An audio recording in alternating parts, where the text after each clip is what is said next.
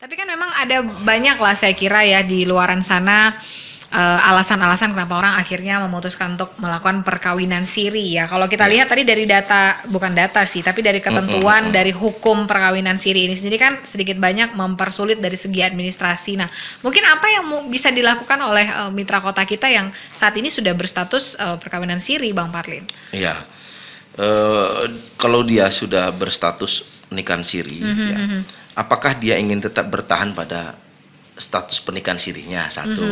Yang kedua, itu apakah kan pilihan orang lah ya, iya, gitu kan. apakah dia ingin ada pengakuan secara negara, ya, pengakuan secara negara.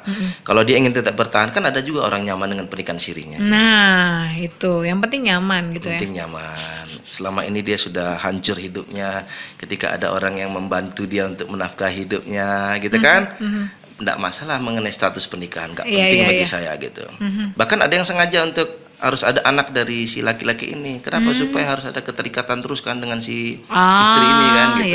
Artinya bahkan ada juga yang awalnya mau dinikah siri, si laki-laki sebelumnya sudah punya istri, sengaja untuk nanti tenang, di tengah jalan kita hancurkan rumah tangganya. Jadi akhirnya dia nanti akan milih saya. Waduh, kayak curahan hati istri di TV-TV gitu ya Iya. ceritanya. Iya. Jadi dia membuat skenario agar awalnya nikah siri dulu nih, nanti ada misi lain gitu kan.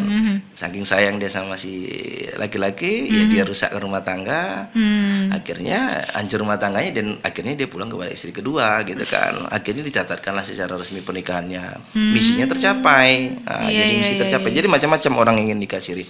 Kemudian kalau dia ingin tetap bertahan dengan statusnya seperti itu, ya dia tetap bertahan seperti itu. Tapi kalau ingin sebuah pengakuan dari negara, ya tak ada lain dan tak ada jalan yang lain adalah selain dia mengajukan permohonan tadi ya. Ya, mengajukan permohonan isbat nikah. Isbat ini penetapan ya dari pengadilan bahwasanya mereka pernah melakukan pernikahan pada tanggal sekian bulan sekian dan saksinya adalah sekian orang. Dibuktikan, keluar penetapannya, dari penetapan itulah dia nanti mengajukan permohonan lagi kepada kantor urusan agama untuk diterbitkan buku nikahnya. Jadi bukan kita melarang ya Bang Parlin ya, tapi memang dari segi hukum bisa dibilang pernikahan siri ini tidak kuat ya dari tidak kuat untuk mengenai status dia sebagai kewarganegaraan, tidak kuat mengenai pembagian harta bersamanya juga dinilai tidak kuat, mengenai harta warisan terhadap si anak yang dilahirkan juga tidak kuat. Nah itu jadi betapa pentingnya pernikahan itu dicatatkan begitu guys. Ini ada komentar dari Ibu Virori, biarlah bertahan jadi jomblo daripada dinikahi tapi siri suami orang pula. Makasih Ibu komentarnya. Tapi sekali lagi ini opsional ya. Saya tidak ingin membuat opini apapun tentang pernikahan siri, tapi memang yang ingin disampaikan Bang Parlin di sini segi hukumnya ya gitu ya Bang ya. Ya dari kacamata hukum yang kita pandang, baik kacamata hukum dari hukum negara Indonesia yang berlaku ataupun dari hukum Islam kan begitu ya. Ada juga hukum adat yang masih menganut. Negara kita negara kita tidak menyampingkan hukum adat, Jess. Masih tetap menganut. Kita mengakui dan menganggap ada tentang hukum adat ini. Kenapa? Karena sebelum ada hukum yang berlaku di Indonesia, adat-adat sudah ada duluan ketimbang negara kita terbentuk gitu kan. Jadi tanpa menyampingkan hukum adat itu sendiri. Hukum adat ini kan tidak tertulis. Betul. Dan bahkan untuk pernikahan pun mungkin ada mereka melangsungkan dengan secara hukum adat, tidak mau mencatatkan secara kenegaraan begitu ya. Makanya kalau nikah secara hukum adat pun kalau mereka melangsungkan secara sah menurut hukum adatnya ya dianggap sah. Cuma lagi-lagi tadi tentang faktor tadi betapa pentingnya dicatatkan untuk langkah-langkah selanjutnya ketika dia ingin mendapatkan harta warisan, ketika dia ingin mendapatkan harta bersama, ketika dia ingin menetapkan status sebuah keluarga yang sah kan begitu. Kalau sudah ada buku nikah kan mau kemana-mana enak, Jess. Mau nginap di hotel Jakarta, nginap di sebuah tempat, kita nggak ragu kan. Iya. Langsung di lingkungan masyarakatnya kan tidak ada beban moral kan. Oh saya udah nikah, ini buktinya. Tapi kalau dia sudah nikah diam-diam tanpa diketahui oleh orang banyak, tanpa ada jelas buku nikahnya, dia tinggal di sebuah lingkungan komplek ataupun di kawasan perumahan ataupun di lingkungan masyarakat, kan dia merasa risih kan. Dan orang lain pun juga akan menyatakan udah nikah atau belum tuh ya gitu. Gitu. Dan akhirnya ini berdampak juga kepada anak gitu ya. Iya, berdampak terhadap anak ketika nanti ada ingin pembagian warisan gitu kan.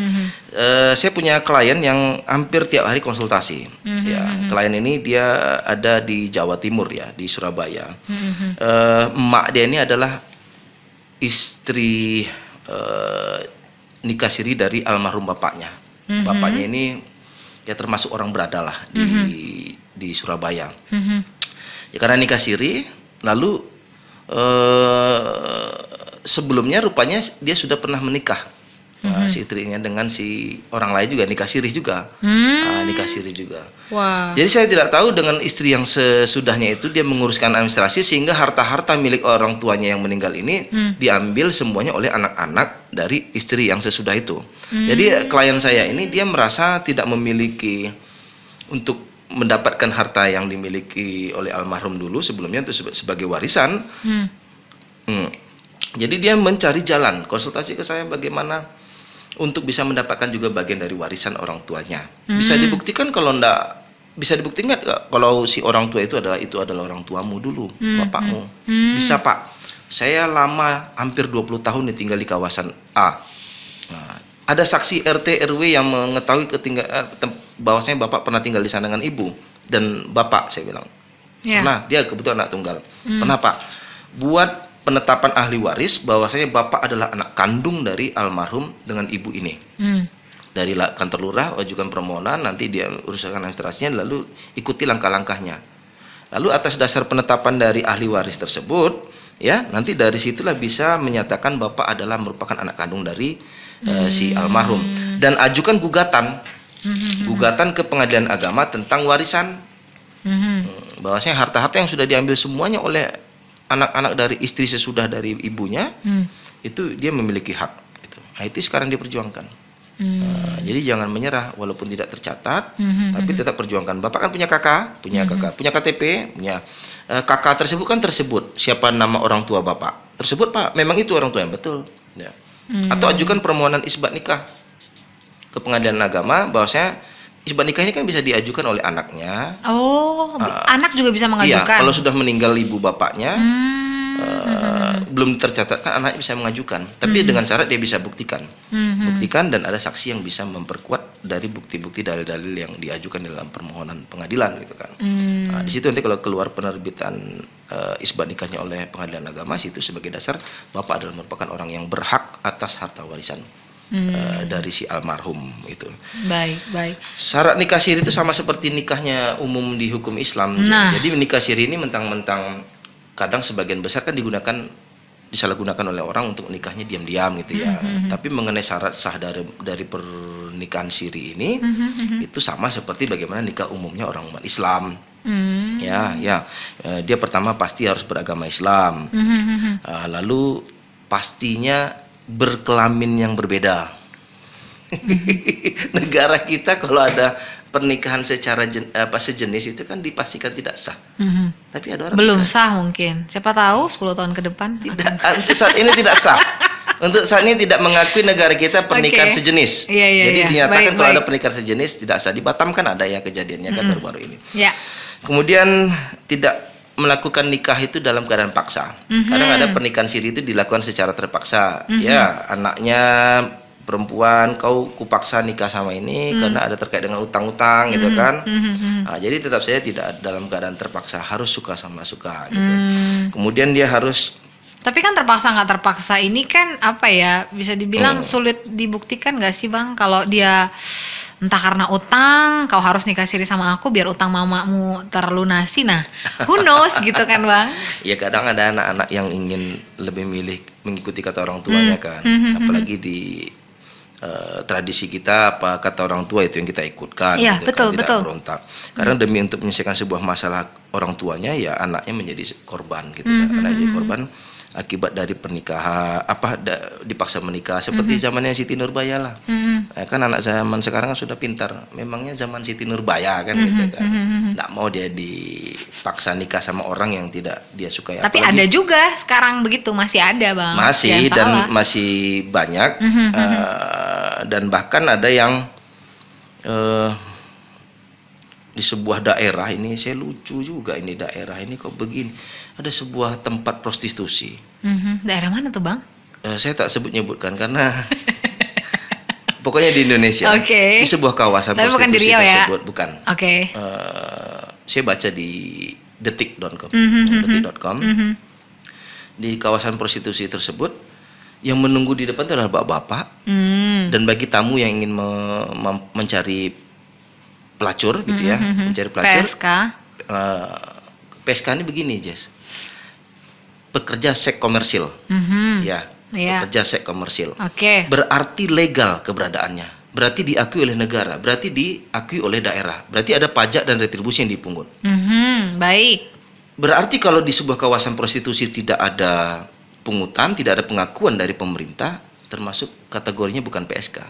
Ya, bukannya semua prostitusi itu tidak diakui pemerintah, Bang? Ada yang diakui. Oh, ada yang diakui. Ada sebuah kawasan yang diakui dan dilegalkan oleh pemerintahnya. Daripada dia berkeliaran di tepi jalan, ya sudah dilegalkan saja di sebuah kawasan. Tapi kok ngasih pajak sama daerah gitu ya? Tapi harus ada memberikan kontribusi kepada daerah, baik lain-lain. Jadi itu, makanya saya bilang pelacur. Kenapa? Karena mereka bukan di kawasan yang diresmikan oleh pemerintah gitu kan. Baik. Jadi yang tunggu adalah bapak-bapak, di dalamnya adalah anak kandungnya. Bagi tamu yang ingin memanfaatkan jasa pelacur, dia bisa memanfaatkan anak kandungnya gitu kan. Jadi ada sebuah kawasan yang seperti itu, dan ini sangat ironis sehingga faktor ekonomi tadi yang seperti kita bahas itu bisa saja menyelesaikan sebuah persoalan dengan menjual belikan anaknya kan gitu, atau sampai bahkan menikah sirih gitu kan. Nah itu. Jadi ternyata banyak ya oknum yang membuat pernikahan, atau saya nyebutnya pernikahan atau perkawinan nih? Kawin lah. Perkawinan siri ini. Iya. Jadi banyak yang menyalahgunakan kelegalan atau kebolehan perkawinan siri ini untuk berbagai alasan dan betul, juga Jessie, ini ya. Betul, Jessie. Berbagai propaganda ya istilahnya. Bisa saja dia suka sama suka atau jual beli. Kan ada juga yang di sebuah kawasan juga, Jess. Baik. Saya tidak sebutkan nama daerahnya. Nikah itu berlangsung secara siri, ya, perkawinannya secara siri, dan di waktu-waktu tertentu sudah berakhir perkawinannya. Oh, kayak kawin kontrak dong. Kawin kontrak. Jadi kawin kontrak itu nikahnya secara siri, dan misalkan kontraknya 2 tahun, ya 2 tahun sudah berakhir. Wah, keren ya. Itu. Jadi artinya nikah siri udah sampai ke sana. Baik. Kawin siri itu udah memanfaatkan sampai ke sana. Artinya kalau perkawinan secara siri itu sudah diakui secara agama, ya kadang satu sisi serba salah juga pemerintah untuk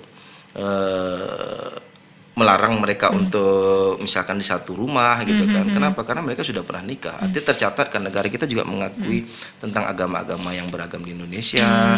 Apalagi salah satu dari undang-undang ini menyatakan pernikahan itu, perkawinan itu dinyatakan sah menurut sahnya agamanya masing-masing. Nah, cuma catatannya di bawah lagi adalah perkawinan yang sah itu juga harus dicatatkan di kantor urusan agama. Jadi ada beberapa ketentuan di satu dan lain agama yang mungkin sedikit banyak bertubrukan dengan hukum di Indonesia, kira-kira begitu Bang Parlin? Ya, bisa saja seperti itu. Jadi harus tegas ketika memang tidak boleh atau tidak dibenarkan, ya nikah siri dilarang kan gitu.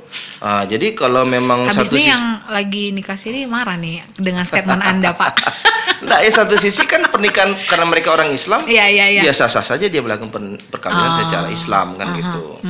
Bertentangan tidak juga sebenarnya. Jadi kalaulah mereka merasa ada peluang nanti ke depan akan melakukan isbat nikah, ya mungkin itu sebagai alasan salah satu faktor ya. Kalau ya dibiarkan saja mereka melakukan. Kalau tidak Bang, kalau misalnya ada yang memanfaatkan oknum tadi, misalnya wanita idaman lain tadi menjaring seorang suami lalu mereka menikah siri. Nah, bisakah istri pertama menuntut kalau memang ini tidak sah secara hukum, bisakah ini diperkarakan di hukum Bang Parlin? Ya, karena yang satu istri barunya adalah nikah siri, kadang kami di pengacara memanfaatkan momen itu sebagai perzinahan.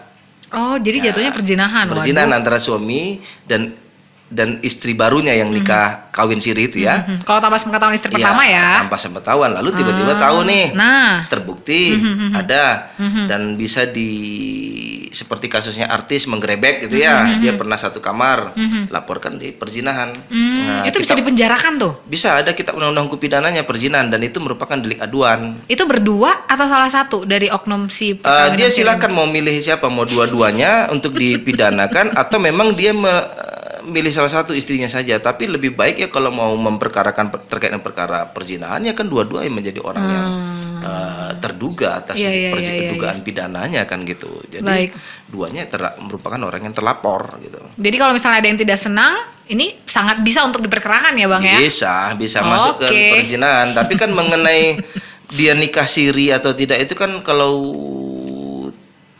dia tidak bisa membuktikan kan bisa saja termasuk pencemaran nama baik kan. Pernikahan siri kan dilakukan biasanya ya diam-diam. Iya. Tidak ada surat apapun. Tidak ada surat apapun atau hanya sehelai ada dari KUA, bukan dari KUA, dari orang yang menikahkan. Nah itu kan juga dikeluarkan surat kan, orang yang menikahkan kan juga bukan sembarangan kan Bang? Tapi surat itu diterbitkan bukan oleh kantor urusan agama. Ada nih sekarang tahap oknum apa yang dilemparkan. Saya telah menikahkan hubungan dengan si B, saksinya C, D, maharnya ini, kan gitu. Udah sehelai, kayak semacam surat pernyataan. Secara legalitasnya pernikahan siri menurut agama Islam sah. Secara faktanya nikah hukum sirinya sah. Tapi menurut Islam, secara negara tidak diakui. Lagi-lagi kalau mau mengakui, ajukan permohonan isbat nikah. Lagi-lagi istrinya setuju nggak? Gitu. Kalau mau menikah lagi, ya harus ada harus ada izin dari istri pertama. Nah, kalau dia menyatakan izinnya sah pernikahan itu. Cuma zaman sekarang mana ada istri mengizinkan suaminya menikah kembali, walaupun ada salah satu dan dua, apakah faktor keterpaksaan atau ada faktor lain. Misal dia boleh nikah lagi dengan izin istri yang pertama, mungkin faktornya adalah istrinya tidak bisa memberikan keturunan atau sakit yang berkepanjangan. Nah, bisa jadi sakit ya. Berkepanjangan bisa. Dan istri tidak keberatan. Kemudian sudah ditinggal lama, mungkin dia bisa menikah lagi dengan udah Bang nikah ya Bang, aku buat surat persetujuan Abang. Nah ini ada case juga di circle saya, jadi dia tinggal menunggu perceraian dari istri pertama. Nah setelah itu menikah siri dengan perempuan lain. Sebelum ada penetapan dia bercerai, akta cerainya, kalau si istri pertama menyatakan dia tidak setuju untuk menikah lagi ya. Lain hal kalau sudah ada persetujuan dengan penetapan sebuah pengadilan izin di poligami gitu ya. Tapi kalau sepanjang dia tidak ada izin dari istri pertama, sebelum ada penetapan akta cerai, pernikahannya masih dinilai siri. Dan apalagi kan kalau KUA tidak akan menerbitkan buku nikah sebelum pernikahan mereka yang sebelumnya dinyatakan putus gitu. Ada putusan dari pengadilan bahwasanya dia sudah nyatakan bercerai. Jadi kalau dari kacamata seorang konsultan hukum, seorang pengacara perlindungan SHMA CLA, pentingkah kita nikah siri, Bang? Ini ditanya sama laki-laki ya. Enggak, kalau kita lihat dari segi hukumnya ini. Ya kalau segi hukum, pilih yang aman-aman saja kalau mau nikah itu. Pilih yang aman, jangan yang merugikan. Siap. Kan bisa menguntungkan. Nikah siri itu merugikan? Merugikan bagi si perempuan. Bukan mengenakan?